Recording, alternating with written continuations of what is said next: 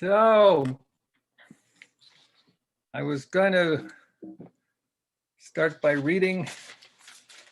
I had started to write a book last in the springtime in March when we first came up here because I didn't have a studio and I wanted to write. And it all went really well till I read it.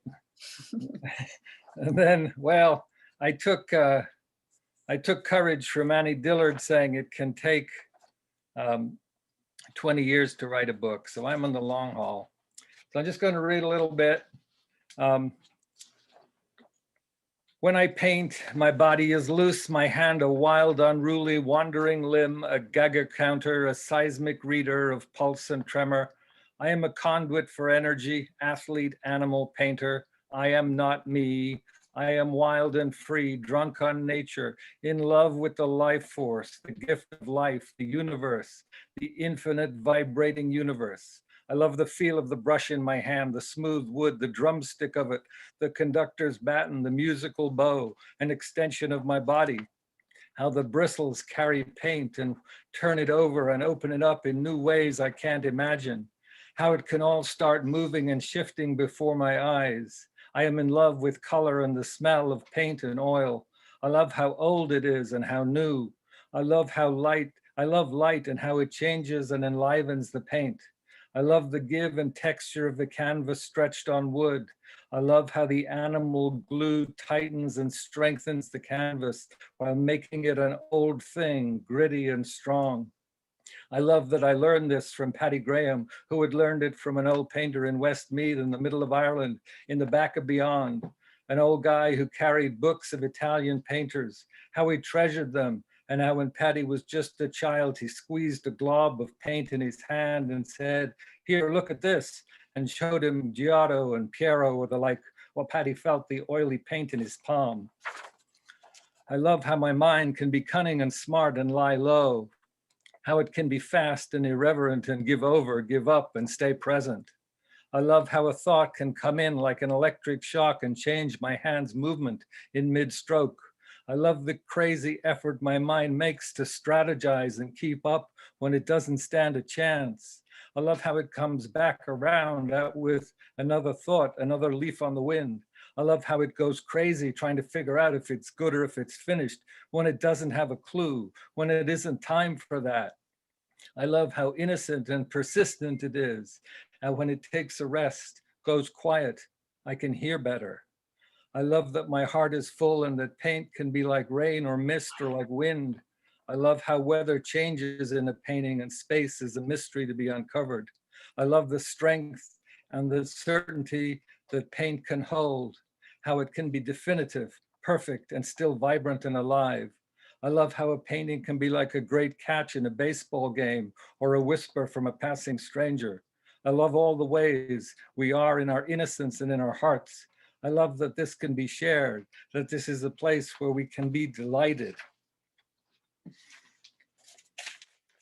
So that's sort of really everything I have to say, but I'm trained, conditioned by academia, and my grandfather was the vicar of Ambleside, so I'm a bit of a preacher, so that is a really awful mix. So you're warned that we'll start here. So Stanley Kunitz had a garden far out on Cape Cod under the big sky, and he wrote, "At my touch, the wild braid of creation trembles."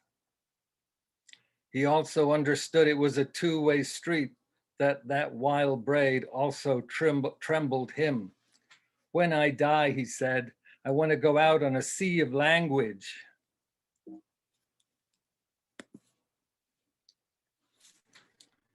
He understood that the vibrations in sound poetry connected up to the vibrations of the natural world. We all know that feeling standing out under a great sky, how we are quieted, opened. This for me is the root of aesthetic experience. It is not esoteric or complicated. Paint picks up on what nature does to us, whether it's the quality of light, or the way light and weather can mix and take us out beyond ourselves. John Constable saw the work around him, the farming, the sweat and smells of country life as the temporal world, and the sky above as the celestial. Paint always has one foot in the earth, in the oils and rags of the studio, and one foot in the other dimensions. The poet Galway Cannell writes, "I live half my life in the world, half in wild darkness."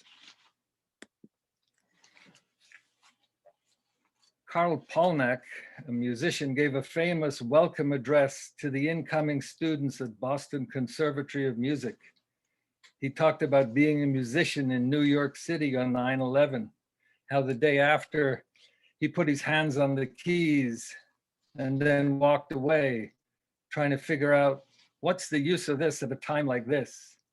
But as the week unfolded in New York after the attack, he noticed people outside firehouses singing, people gathering in all kinds of places, making music together.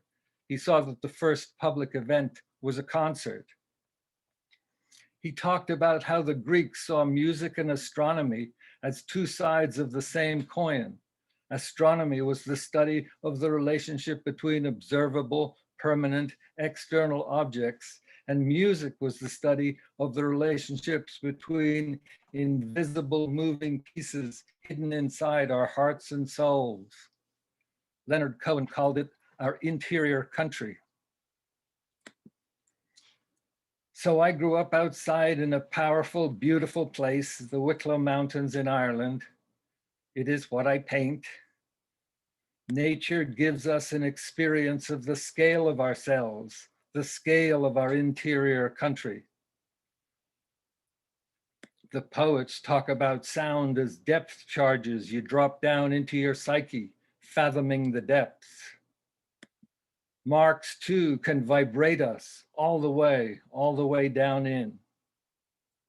We get a sense of the scale of ourselves in our responsiveness. We get played. Our bodies are the instruments paintings play. They resonate, vibrate. My paintings are mostly an effort to express the power of that landscape, what it did to me, how it opened and carried me.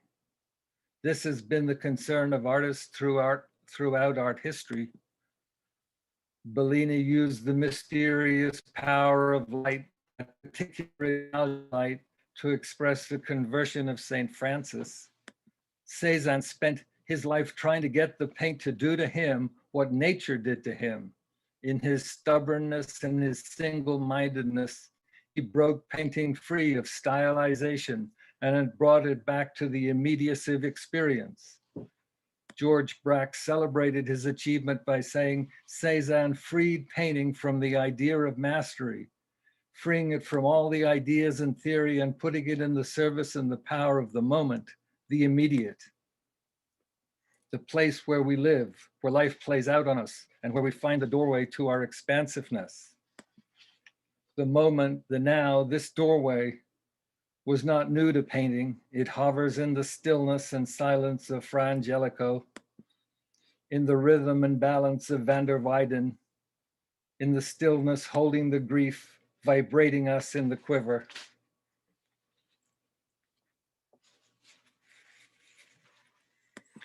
So I draw horses, well, one horse, Katie, from my childhood, keeps showing up much to my surprise. Katie was grumpy and nervous, ears back swinging her butt in my face. She mirrored my teenage years to me. She was an animal of flight. Her nervous system was fine-tuned, well-informed.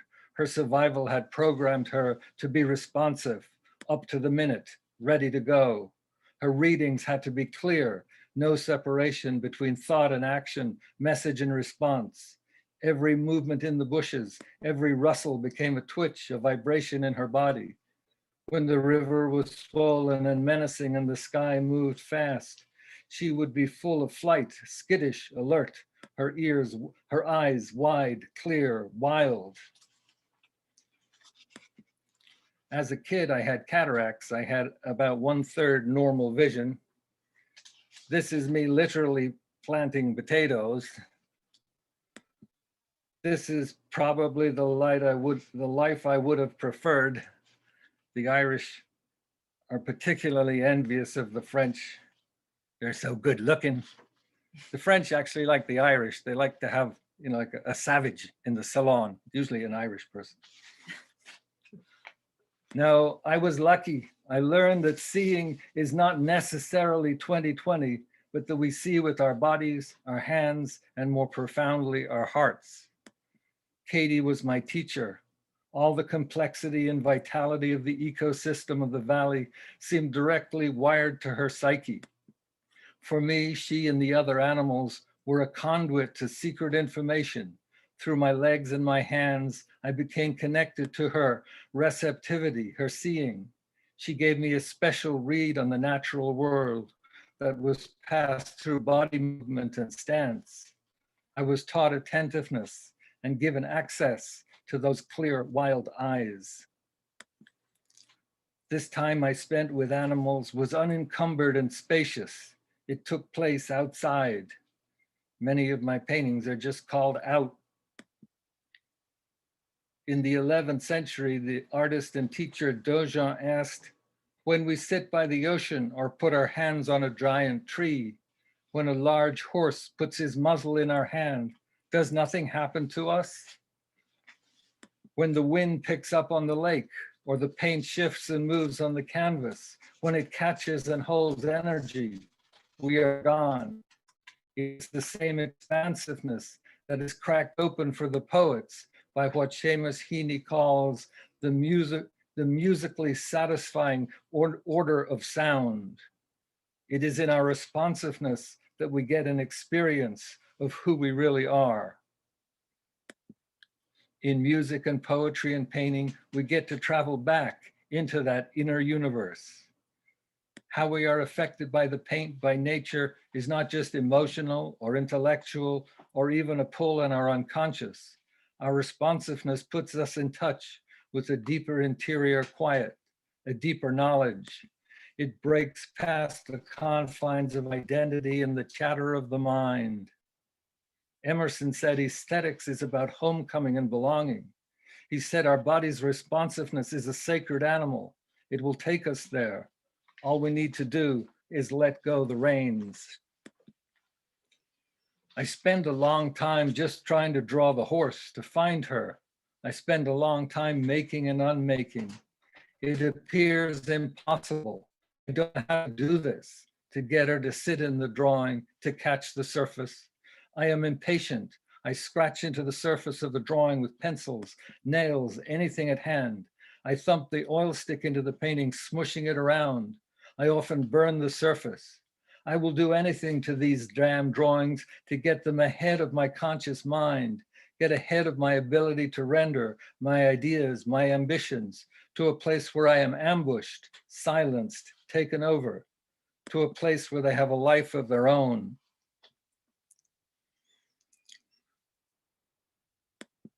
Although Katie was a domesticated animal, and this gave me access to her, it was her wildness and her attunement that attracted me and taught me.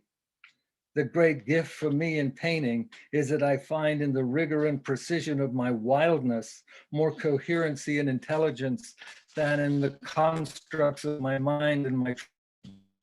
It is such a relief to find your paintings are smarter than you are. Philip Guston tells us the laws of art manifest in the making. They are not found in the books, in the great institutions, not in the art schools or the writings of critic. Art is not the product of culture and civilization. Civilization and culture are the products of art. It is old in us. This spark, our intuition, everything we have is a product of it. Our culture and our civilization are an ongoing project. Gandhi was asked, what do you think of Western civilization? He said, it's a great idea. Somebody should try it.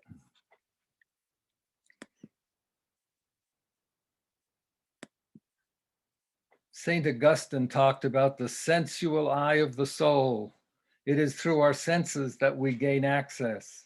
It is an action of the body, an action of delight and awakening. We follow updraft energy inside to our moral compass and our joy. The doorway is through the body's extraordinary sensitivity. There's an anonymous medieval quote which says, God and his angels will hold you accountable for all the joys you were allowed in life that you denied yourself. So as artists, we take ownership of our lives. We stand in that subjective doorway and we pay attention. We pursue our own access to the incongruities of life.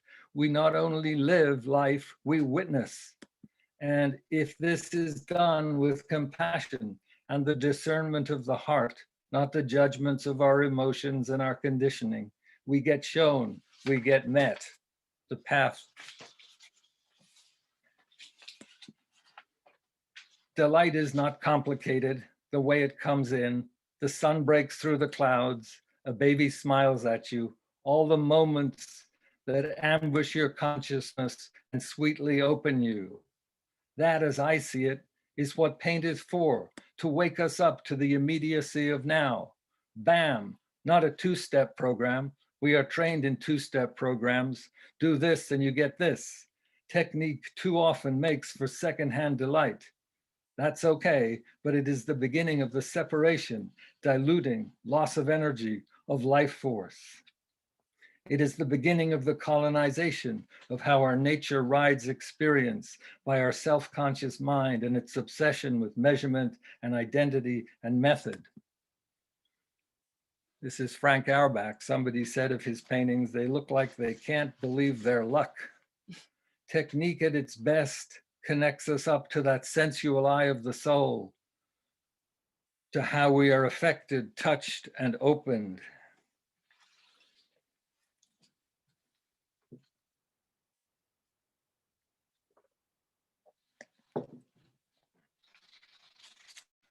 The canvas sit out under the night sky and mirror that vast interior space inside ourselves, to polish the mirror of the heart. And when there is no separation, if at that moment you receive instruction, act on it instantaneously, without hesitation. Alert, wide, clear eyes, no separation between message and response, between thought and action.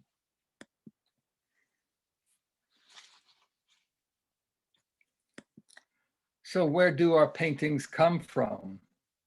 Where do our ideas come from? Ideas is a strange word here, as ideas in painting, in my experience, have to be embodied and concrete, grounded. Albert Einstein said, I did not arrive at my understandings of the fundamental laws of the universe through my rational mind. His seeing came through other channels. There is a mystery at the heart of this question. The writer Harlan Ellison always said he got his ideas for his stories from a mail order house in Schenectady, New York. Willie Nelson said, the air is full of tunes. You just reach up and pick one. He is talking about the bounty and generosity of the source, the need to listen, to pay attention, to be quiet, patient, available. As artists, we wait in silence, listening, receptive. For some painters like Guston,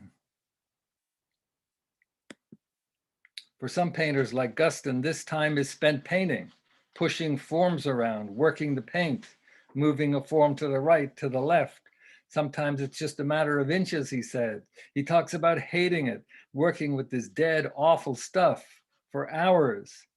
And then it would come in. He would get 20 minutes when there was an umbilical cord between himself and the paint.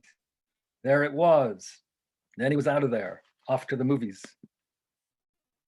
Cy Twombly will sit for hours, letting it come in. All the canvas is ready, waiting for the story to gel in his mind, and then up, painting fast all the paintings. It is an act of trust. The world will give us what we need. We will be met. It will come in clearly, precisely, accurately. Get it right, to catch it, not almost right, right on right, the nail head of spontaneity. It comes from practice, doing, immersion, familiarity. It is an athletic pursuit undistorted by convention, fashion, and opinion. It is rooted in the natural world, not culture. The mark in painting, the sound in poetry is older than culture. The source is the source of culture. It is firsthand, primal, personal access. Our trust must run all the way back. We need to listen further out. It is old in us. The source is prehistoric. This is a radical work. We are in the refresh business. We refresh the roots of our community. As a kid, the arrival of the idea in the drawing is easy. We just draw it. As we get older, we get log jams. Virginia Woolf wrote about sitting half the morning, crammed with ideas and visions and being unable to dislodge them. She said it was because she didn't have the right rhythm. That struck me. The idea of rhythm as the vehicle into the embodied experience, into art, into the physicality of paint. It reinforced the idea of vibration in painting, the life energy in painting, the animation of this stuff into the living membrane of paint, how different applications hold different vibrations, strike the body in different places. Vibration is rhythm related. It helps me to be in rhythm and vibration when I paint, letting that happen, letting it take over. It helps me because I can't be half in, half out of rhythm. That's the white man dance. Half in and half out is the worst thing for me in painting. It doesn't work. It doesn't work in life and it doesn't work in painting. Truth, Ursula Le Guin said, the truth in art is not imitation, it is reincarnation. And reincarnation is an all-in phenomena.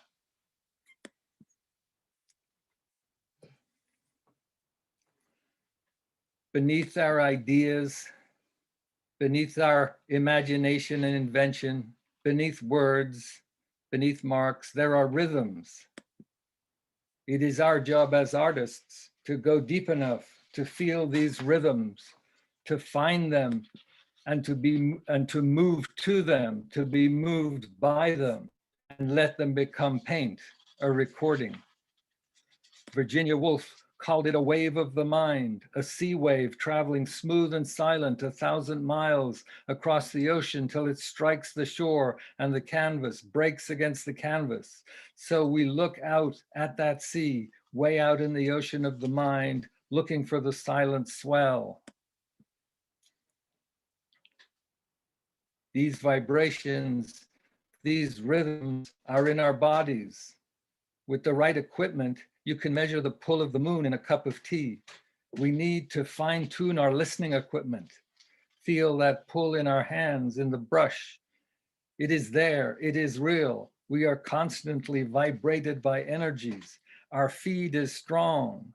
Access is God-given. We just have to get over ourselves, all the talk, all the questions. Will I get a show? Am I an artist? What will I do with my art? Is it any good?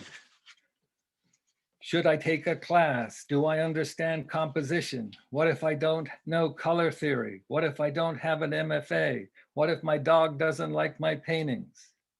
Out on the ocean of your mind, the swell rises and moves. It is indifferent, eternal. So this painting by Twombly was shown in Houston, and the guards discovered a naked French lady who had taken off her clothes because that's what the painting told her to do. More evidence of why we love the French. We need to tune in, change the channel, shut off the radio, kick everyone out of the studio, feel our grief, ride the wave, let the hand move, right out on a sea of paint. Stop with the 10% questions. The universe is right there. Our great beings are not separate. We belong, you belong. This is a spiritual truth. It is a scientific truth. The rest is our delusion. Emily Dickinson's wonderful poem, why bliss so scantily disperse, why paradise defer, why floods be served to us in bowls, I speculate no more. She is frustrated with us. She is frustrated by our constriction, how small the bowls we put ourselves in. When I was younger, I thought my being was housed in my head. I couldn't believe that all the tensions and volatility of my consciousness was housed in such a fragile orb. It was a painful arrangement. It is hard to hold it all together in our minds. We have an expiration date. Suzuki said life is like getting in a boat that is going out to sink. This is Guston's last drawing. The Native Americans talk about the longest journey we make in our lives, the journey from our head to our heart. If you ask Native peoples where they reside in their bodies, they touch their hearts. I know this to be true for me now. I know it is the source of my knowing inside myself, and it is the channel through which my paintings come. My mind is here to help, to assist, but not to run the show. Solzhenitsyn wrote, the line between right and wrong runs right through the center of every human heart.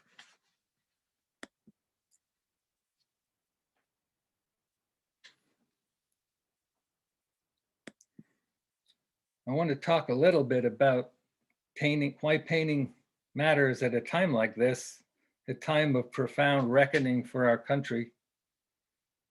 What is the value of these private, personal explorations? It was interesting, there was a show scheduled of Guston's work in Washington and New York, and they postponed it. They were afraid that the imagery might incite trouble. So here we have, this is an early by Guston that was destroyed by the Ku Klux Klan with the cooperation of the Los Angeles Police Department in 1930. So Guston knew about the Klan. He knew and spoke directly to brutality, but he also explored inside himself how these forces play out. He did the work of the artist to unpack, to break the conditioning, to dig inside, to explore how racism plays through us all. And strangely, when his paintings are about to be put on show at a time when our country is in the throes of this, they chicken out. Art's function is taken away from it. When art is a product or when it's easily discussed by culture and it settles in, it's fine.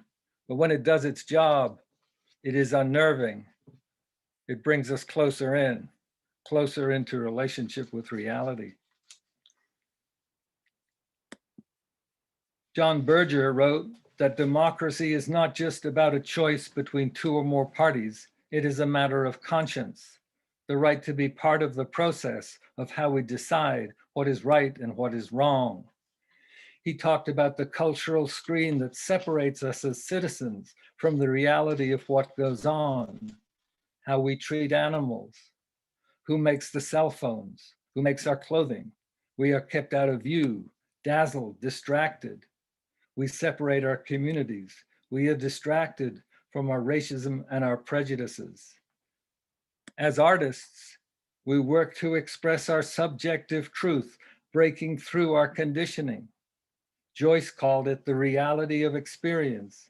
He said, I go each day for the millionth time to confront the reality of experience, to break through the delusion, the smokescreen, the gloss cover, to tell our story, the story of our heart, what happens to us, all of it. We need these conversations to keep us close. Krishnamurti says, corruption begins with lack of relationship, all corruption. It is hard to separate the child from its mother if they're right there with you. Our job is to keep us close in relationship with each other and the world around us.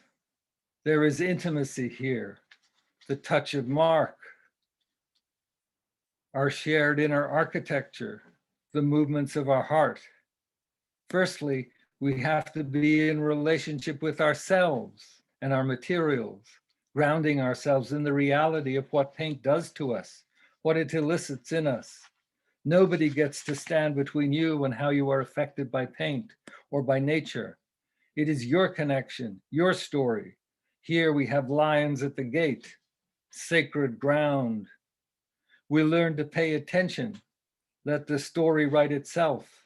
Let the painting show the way. We learn to chart our way, to study our good aesthetic decisions, to find the bedrock of our own discernment. We learn trust, to move, to let go the reins, to ride the horse. What a great ride it is, letting it happen, like an athlete in full stride catching the ball. Joyce goes on from his confrontating of reality of experience to say, he forges in the smithy of his soul the uncreated conscience of his race. As we do this difficult internal work, putting ourselves in close, breaking down barriers of separation and delusion, we are in the smithy of the soul. We do that work. It takes ferocity and rigor to follow the updraft, to peel off the layers of conditioning, to get present. The secret joy of painting is that as we do this work, this private, personal work, we get met. We find in our deepening relationship with the source a bounty, the bounty of nature, the river of our creativity, where the air is full of tunes and paintings keep coming in. And it is here, when we peel back all the illusions of identity and allow ourselves to travel out on that great ocean, we feel the swell, the pull of the moon, the lift of the wave. We find each other. In the gift of our experience of our interiority, we find each other. We deepen our intimacy. We come into relationship. As we work alone in our studios, this may feel like the furthest thing from what we experience. Too often, in our isolation and desperation, we seek to find the paintings that will be shown, accepted, to create that bridge. We look to culture, successful artists, for ways to do it, and we lose sight of our own voice and our own vision. We don't get to choose our own paintings. We may not even like how they look. We are conditioned to conform, to put ourselves in small vessels. When we loosen our grip and, like Walt Whitman, sound our barbaric yarp over the roofs of the world, we break free from the confines of identity and safety. It is a risky personal cleanup job. When we let go our art agenda and listen in for deeper instruction, we start on a path that comes from daily doing and close attention, building the bedrock of our discernment on the reality of what happens to us, our receptivity. If the studio culture is generous and compassionate as well as rigorous, the instruction comes in.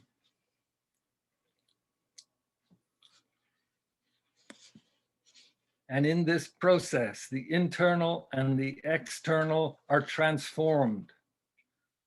René Char, a French poet, writing in Paris during the Nazi occupation, says, you light a candle and you can't see the light, but someone years later, or maybe many miles away, sees the light from that candle. So as we gather around our screens in all our different homes, maybe we can feel the warmth from that candle and pick up on his trust in his practice. Curtis, another survivor of the Holocaust, wrote, we must create our values ourselves day by day with that personal, though invisible, ethical work that gives them light. This is our work. Luckily, this invisible ethical work is the work of the heart, and that is also where we find our joy, our homecoming, and our liberation. To end, I want to paraphrase a little bit from that Karl Polnack address that I mentioned. Painting should not be in the arts and entertainment section of the newspaper. We are not entertainers. We don't have to sell ourselves. Being an artist isn't about dispensing a product. Painting is not a product. We are closer to a paramedic, a firefighter, a rescue worker. We are a kind of therapist for the human soul, a spiritual version of a chiropractor, someone who works with our insides to see if they can get things lined up, to see if they can come into harmony with ourselves and be healthy and happy and well. He says, if there is a future wave of wellness on this planet, of harmony and peace, it will not come from government, a military force, or a corporation. It will come from our ability to get in close relationship with each other. It will come from our shared interior harmony. And this is the work of the artist. This is what we do. Thank you very much.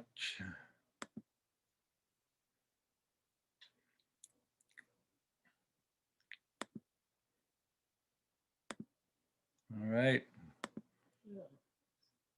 People should be unmuted. Anybody out there?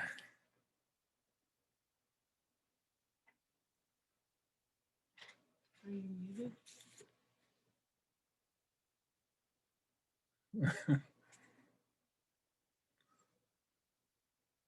Thank you. So I can't hear anybody. Are you there, Robin? I have to unmute myself, do I? No, I'm not muted.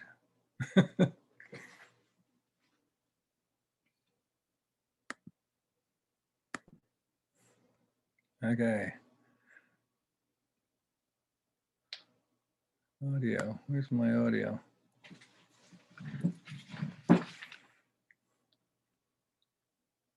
So I can't hear anything.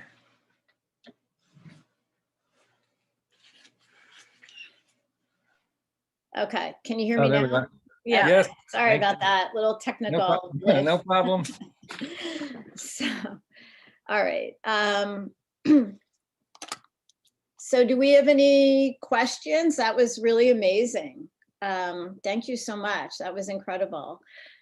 Does anyone have any questions? Bo, are you there? I can't hear Bo. Is he muted? Oh, okay. He should be. Yes, thanks, Hey. Robin, and tremendous, Tim, for the encyclopedic tour of Western art, I guess, maybe even Eastern art. Yeah, so so far I don't see any questions. I see yay from Liz and inspiring. I'm wiped out also from Liz. Thank you, Liz. Mary lives in Virginia, so we know that. So maybe we'll just have a conversation. So I have a couple of questions. If you do have a Okay, you question, start. we're not gonna unmute you. Andrea, you have to write your question in the chat. Andrea, put your question in the chat. It's in the chat. Oh. I don't see it in the chat. Okay, there is one question here. So she says, I notice in your work, there is often a dark underpainting and around it swirls of all of the experience and senses and influences of the universe. And it's very revealing and relevant. Do you have any comments about that, Tim? Oh, well, thank you. Yeah, I like black. And I tend to start with, I don't do a drawing on the canvas, but I start with black below and black above, and sort of puppet-like forms to create relationships, which starts to create the possibility of a painting. It's a cheap trick, but it gets me going. Okay, I have a comment. So early on, before you showed the Cy Twombly images, I thought it was some of your work was reminding me of some Cy Twombly paintings, and it seems that you've developed a kind of a handwriting.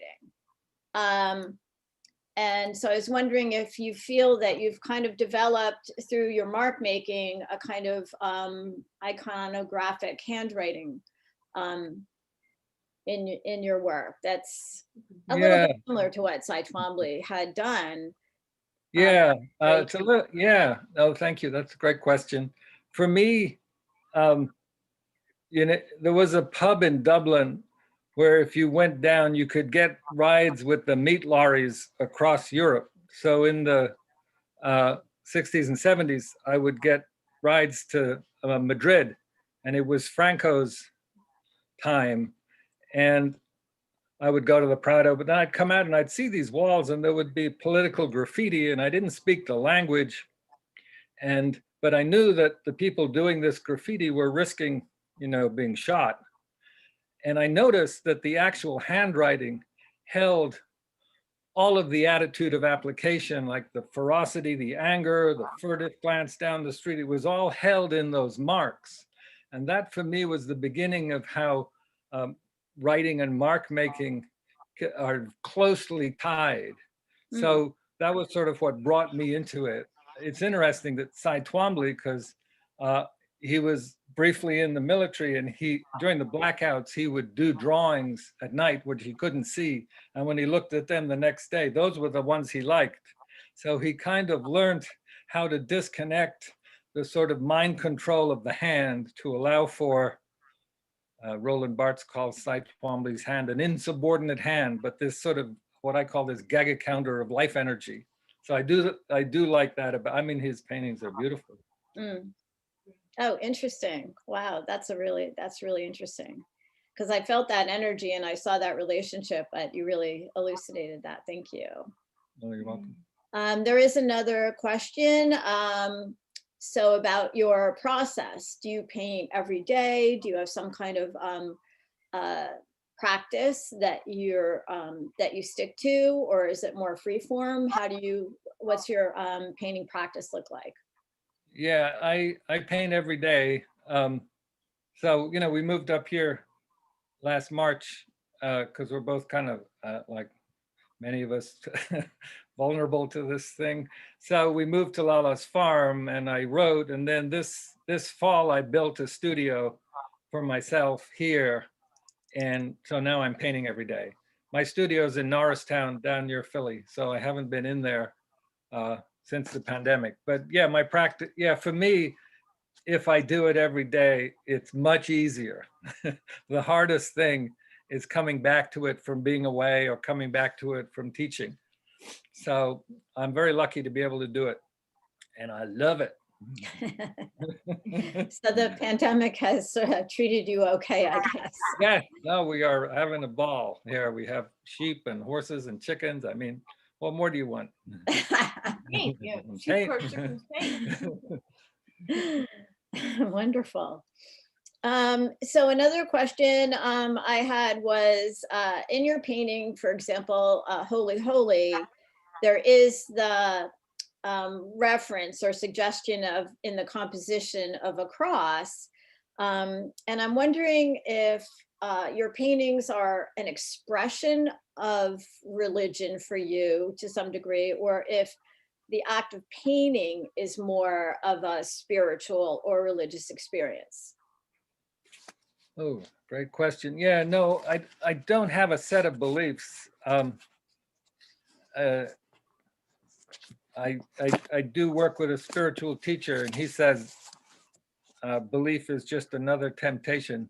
So that I do believe in the interior space I was talking about, the expansiveness of our humanity. The cross is a pictorial device, and I think it's so embedded in the tradition of painting that I grew up with, that it's in my consciousness as a painting device. And I don't mean that in the sense of, it's a way to create energy or to pin something down or to hold a painting in place. So to me, it's more like 2x4s and nails than it is a religious symbol. So that memory hangs on everything, right? I mean, whatever you make has all kinds of resonance. I read the other day that meaning is unstable. Belief and meaning are unstable, and form is unstable. And that sort of resonated, that all these things are constantly in flux. And when we pin them down and hold them in one way, we leave the experience of them. We leave that place of immediacy that I'm talking about. So I like that idea. Mm. Wow, thank you. I have another question from one of our members. So it takes some time to arrive at the philosophy about making art as you have done and to speak of it so poetically. So she imagines you have planned your life to be able to do this. Can you talk about that planning and let us know how you're imagining the pragmatic needs of life? Oh, How do you, in other words, I think it's how do you kind of blend the intellectual and spiritual of painting with the daily life, the kind of real daily life that we all live? well, I would say that painting I'm sort of not directly going to the question, but painting flushes the thinking and the spirituality on a daily basis. That's why I love painting, because it doesn't put up with anything. It is a great shit detector. So that's sort of the thing so whenever I give a talk or think about things I've said, it's more like, oh God, did I really say that? And it's not true now, it was true then, whatever, it's like, oh God, you can't keep up. So there's a strange relationship between that. So I tend to look at the poets who write beautifully about creativity, and some painters. Guston is a wonderfully frank, honest writer. So then, like practically in life, if I like to get up early or get up and first thing go to the studio, and if I get 5 hours in, like here, like 5 hours of painting and then 3 hours of farming, that's pretty awesome. Mm. So we're doing teaching, but we're just doing workshops, which is awesome. So we do them maybe once a month on Zoom. Mhm. So it's a yeah. nice balance. You have a great balance of sustainability and being able to kind of tap into your soul. Exactly what he was doing. So I have another question. So somebody wants to know about your relationship with, since you painted a lot about your horse, Katie, from when you were a child.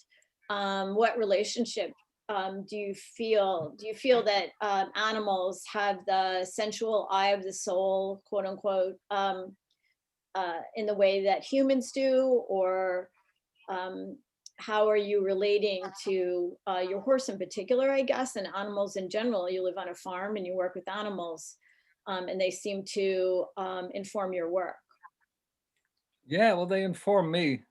I don't know if they have access to the sensual eye of the soul or the sensual eye of the stomach, but they're all different. It's like the horses, well, there are horses here on the farm, 2 Norwegian fjord horses that are beautiful, and they meet you on your own ground. They look at you, they acknowledge you, they're close to you, they're generous with you. The sheep are like, they don't acknowledge, they look at me as not sheep. They look at me as, there's not much hope for me because I'm not a sheep, but I do bring food, so that's okay. But there's no sort of, they're sheep. And then we have Molly the dog. Well, so yeah, animals are awesome. And chickens, yeah, chickens are a mystery. I am studying chicken culture because they are extraordinary. So it's awesome because it all feeds painting. And, animals are wonderfully irreverent, and you really need that in the studio. You need a huge amount of irreverence because it's they're honest, and it's such a, we get so self-important, it's nauseating, and nothing like a good fart to straighten you out from a horse. So that kind of brings me to the next question, which you've kind of partly answered this, but how do you activate your creativity? You've delved a bit into that. Is there anything else that you might want to add to that? Yeah, yeah. So I like to go from sleep to paint. I have books I lay out, art books that I kind of like. I look at them a bit, but it's sort of osmosis. Let me have a little bit of that, please. The studio I built is all windows. It's huge amount of skylight, so it's totally like being outside. So it's like the winter, the drawing of winter and the color in the winter up here is a whole new and wonderful thing for me. So that's just, I don't have to do anything. I just have to sit there and it's coming in. So yeah, I think it's mostly getting out of my own way. I think creativity is a natural river, and we just put stumbling blocks in the way constantly. That is it good? Is it bad? Is it this? Is it that? It's just like let it come, let it come. So it's how to get movement. So I start to try to move my body, get the painting moving, let go the things I think I like, and just let it change. That to me was the greatest discovery. Was when a painting is going down, it's like it's not the great tragedy that, oh, Western civilization is losing this painting. It's not that. There's another painting right there.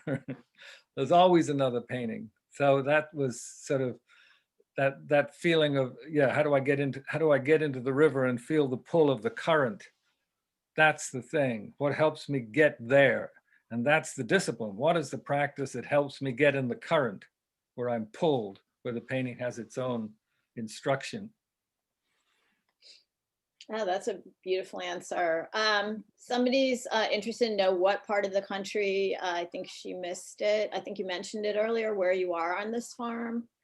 Oh, we're in Northeast Pennsylvania. Yeah. Okay. Oh, so in our home state. So wonderful. Yeah, we're up here. Yeah, Funny.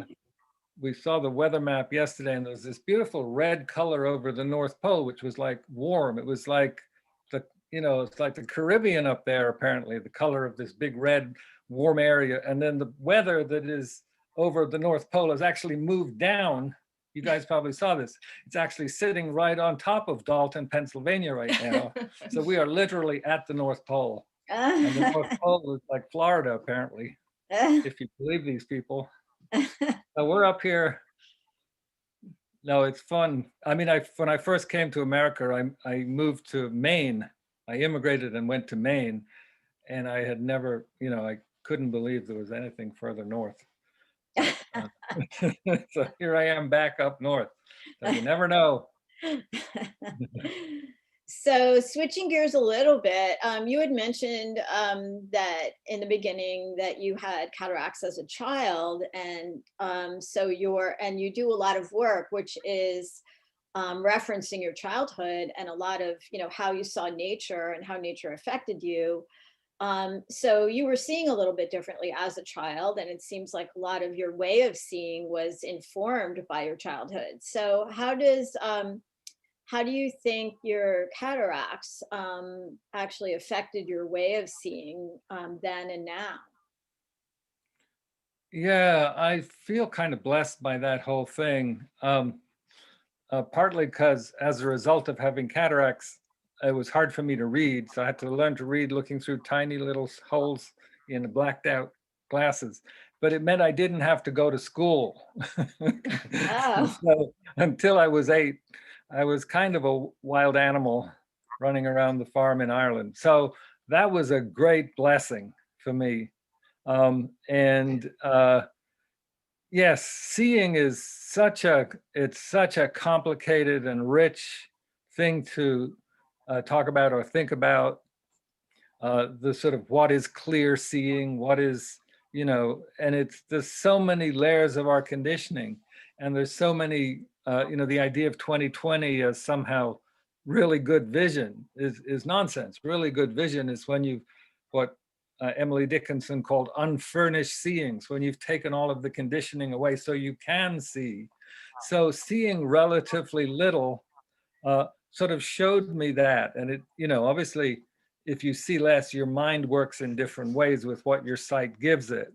So that was, all of that stuff is fed in. So sometimes if I'm painting, I'll half close my eyes to see them as though I had cataracts, to see what that does to me. Because, you know, see how that helps me. So yeah, that the nature of seeing is so, you know, our brain tells us it's very simple. And that's the delusion. The energies coming into our eyes are create the whole illusion in our brain. So, you know, that whole phenomena is so worth exploration. And I was lucky in a way that it was sort of built into my life at that age. Well, that's really fascinating, since most people wouldn't consider not being able to go to school or having cataracts lucky. So you've really found the silver lining and made a lifetime career on it. So that's pretty impressive. You should have seen the school I would have gone to. No, I was lucky. Yeah, me and my sister. Yep. From there. So I was also wondering about your, a little bit about your process, because you had referenced that too, about like, again, referencing Cy Twombly, you said like he had a very slow process. And some of the other artists, you know, are kind of quick. Do you let things come in slowly and then paint quickly, or how does that work for you? Because your work seems very fresh and alive and vibrant, almost as if you paint it really fast. But I don't know if that's true, but it has that kind of energy to it. Yes, you kind of have to end with the energy you start, for me. Yeah, so the energized paint is what gets me. So I have, my hand has to move fairly fast so I can cover a lot of ground. So there's a lot of time, yeah, there's making and then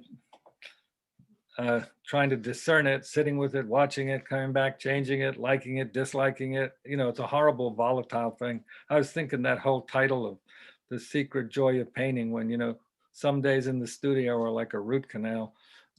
So, just to acknowledge that. I think we've all felt that. So it's both, but it's, yeah. So right now it's, yeah, I feel like well, you're always investigating how things ripen or finish.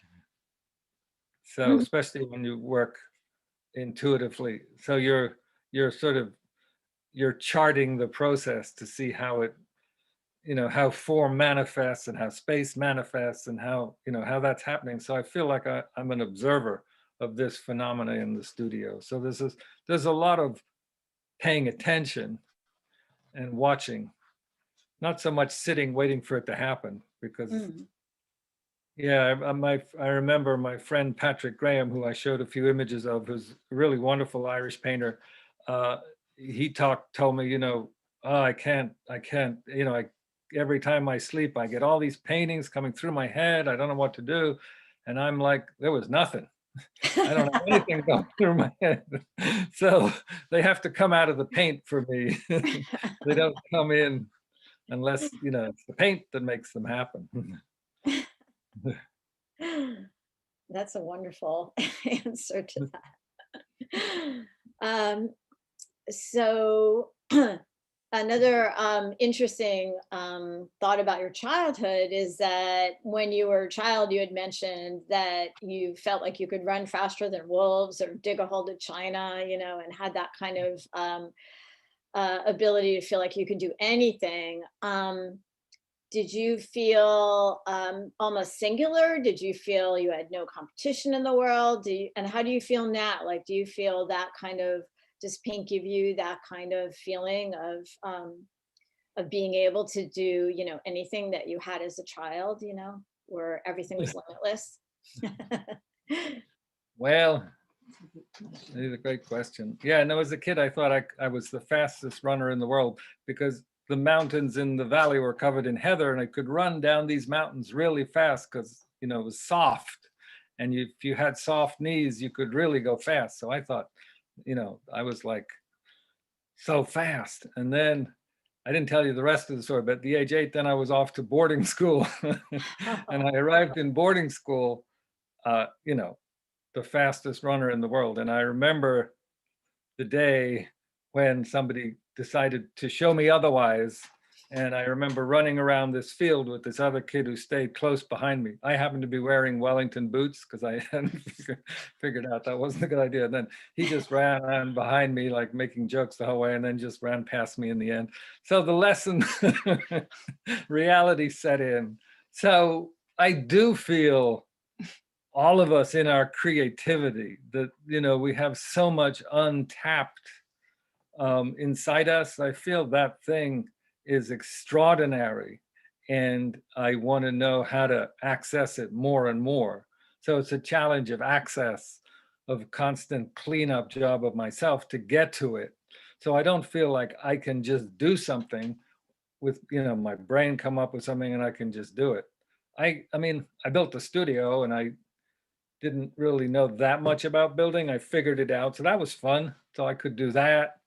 But you know, yeah, you know, the real world is there. So I think in that wonderful quote from Galway Canal, I live half my life in this world and half in wild darkness. That idea of this land of our imagination and our spirit and our painting and our travel and our dreams is a richness and all kinds of, you know, the spaciousness of that is extraordinary. So, yeah. So bringing us into reality, how is the business side of your art practice? We have a question about that, and how the quarantine has affected that. How do you see the sort of business side of the art? Yeah, well, it's the phenomena that has sort of unfolded before COVID, which is, you know, that images are displayed digitally and shown digitally and shared digitally. I don't feel like my paintings, I guess I don't think painting in general is well suited to that. So it's challenging for me. You know, I liked when shows were having a show and people could stand in front of the painting whether they bought it or not. I mean, I've been lucky in that, you know, people have been buying stuff, but it's not, you know, it's not like, I don't know how it's all going to play out. So I'm probably a little out of the loop. I'm not like, you know, following all the scene and doing the business side of it really intensely. I'm kind of living off what happened in the past and dreading the idea that I have to go back in and start to make more action. So it is an interesting question about you know, the movement, especially now, you know, through the quarantine, about how art has become so digitized.